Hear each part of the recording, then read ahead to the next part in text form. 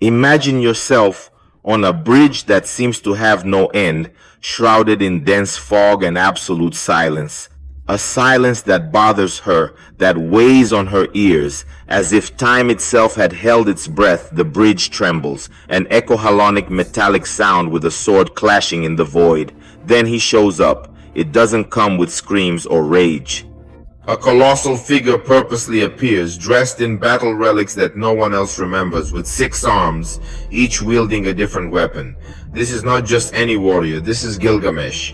And if you faced him before, you know exactly what's coming. If you haven't, maybe it's too late. He doesn't want to kill, he wants to test, humiliate, steal and laugh, but he also wants to punish those who think they are gods. Punish those who forget the weight of a sword? Gilgamesh is the ghost of arrogance and heroes, the one who lives between dimensions, chasing the impossible, the ultimate weapon. And you could be the next item in your collection. Speak up, guys. This is Rodrigo Aron. Just RPG games, beauty, quiet. And today we're going to dive into one of the most insane, enigmatic, and unpredictable characters in the entire Final Fantasy saga. A siege, unlike any villain or ally, walks the line between the absurd and the dark. The buffoon that carries the tragedy of today's forgotten warriors. Let's invoke the legend. We will discover the hidden truth behind the multi-universal, the grotesque and the inimitable Gilgamesh, from its origin to the most bizarre and brutal appearances, revealing every world where he left his mark, every fight where he tested players' courage, and every weapon, every gun he tried to take for himself. Are you going to face the incarnation of chaos with a smile on your face and a razor on your chest? Final Fantasy V, the beginning of comic ruin, is where it all begins. In Final Fantasy V, Gilgamesh appears as the villain's right-hand man, X, Death.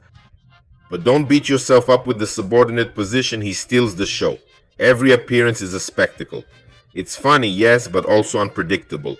He goes into battle, always full of himself, surrounded by bravado, using weapons that are too often fake or broken, which elicits laughs until it becomes deadly serious. The tone changes when everything seems funny. He draws true strength. Judge Mick turns into a tester mirror that shows if you are really ready to face the unknown. He sacrifices himself in a brutal scene on a dimensional bridge, demonstrating that even clowns bleed his death.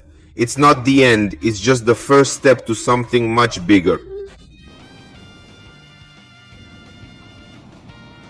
Years later, in Final Fantasy VIII, Gilgamesh resurfaces, but unexpectedly, he appears replacing Din after the legendary summoner falls in battle, and here the impact is pure terror.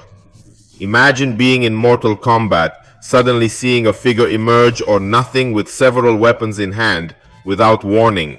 He doesn't talk much. This time he acts. He executes the most disturbing.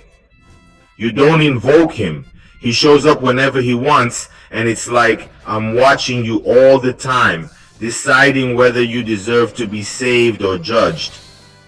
Final Fantasy IX, the forgotten fragment in Final Fantasy IX, JGMS appears more discreetly.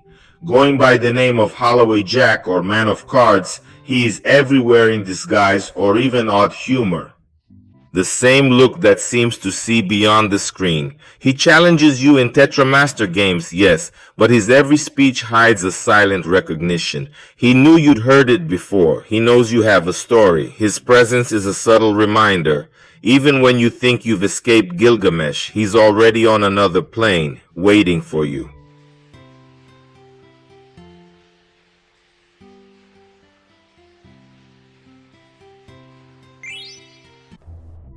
Final Fantasy XI, The Crown of Chaos. In the online world of Final Fantasy XI, Judge is Mech, or Captain of the Pirates, literally.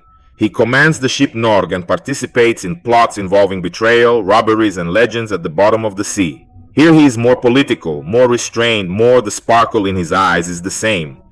He is looking for the perfect weapon always, in every dialogue, in every decision. If you fail, he might take your final. Fountains and 12. The manifestation of delirium in the final fountains and 12 Gilgamesh reaches a new level. He is a secret boy and perhaps one of the most memorable fights in the game. Loaded with references. He uses copy of famous weapons from the entire Buster's World Gunblood saga. But none of them are original. They're all imitations. He screams the wrong names, gets confused, but make no mistake, this chaos is intentional. It's as if every mistake is an irony of fate, a joke about the player's obsession with legendary weapons. And in the midst of it all, you realize he's laughing at you, your greed, your thirst for power.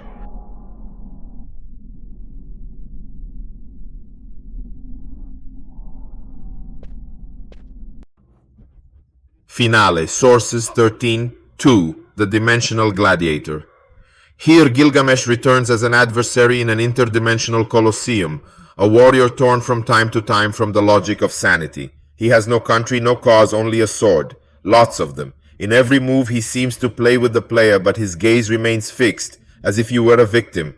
In a long list of forgotten duels, the music changes, the tone changes. And once again you realize, this isn't just a fight, it's a soul test.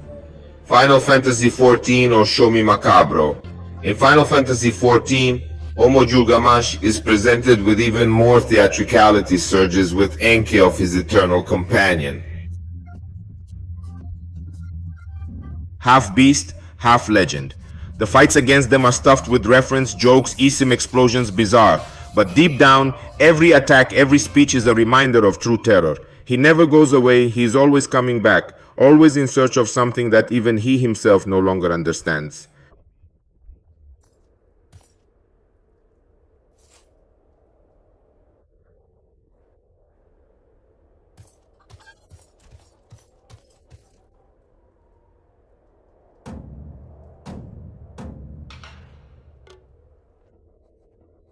Final Fantasy XV or Guardian of the Legacy. In the Gladius episode DLC, Gilgamesh takes on a dark and brutal form. No jokes, no confusion, just the trial. He is the master of the final test, the one who decides whether the king's shield is worthy. The intense, cruel confrontation. Every blow has weight, every speech an ancestral echo. For the first time, Gilgamesh looks serious, looks old, tired, but still immortal.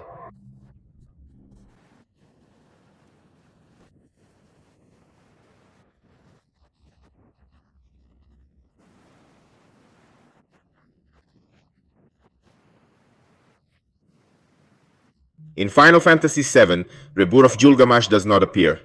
It bursts into reality without explanation, without context, in a place that shouldn't even exist. He speaks in riddles, mentions names from other worlds, looks at the player as if he already knew them from past lives. The fighting that follows is shaky, with weapons from other games, unexpected changes, and cameras and soundtracks appearing to compete with each other. He pulls out the original Buster Sword, then a spear that doesn't belong in that universe. Gilgamesh is not bound by the rules, he defies them, and when he disappears, he leaves behind an impossible-to-use weapon. As a reminder, he does not belong to one world, but to all. The conclusion? The judgment of the Blade's judgment. Ok, is not just a character, he's an idea. It is the embodiment of the eternal play of the hero, who never finds rest. He is the distorted reflection of the player, someone who has seen every ending, held every weapon, faced every boss, and never found satisfaction. And that's why he continues in every game.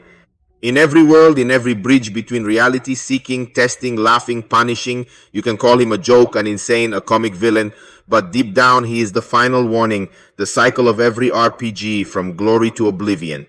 And now, knowing all this, would you have the courage to face Gilgamesh knowing that they already know you? You enjoyed this deep dive into the multiple dimensions of Gilgamesh, and you have already left the like, subscribed to the channel, and shared it with that friend you think you have. Everything in the final game. Which version of Gilgamesh made you most uncomfortable? And if you want a video about another legendary character, comment below. Thanks guys. Until the next move.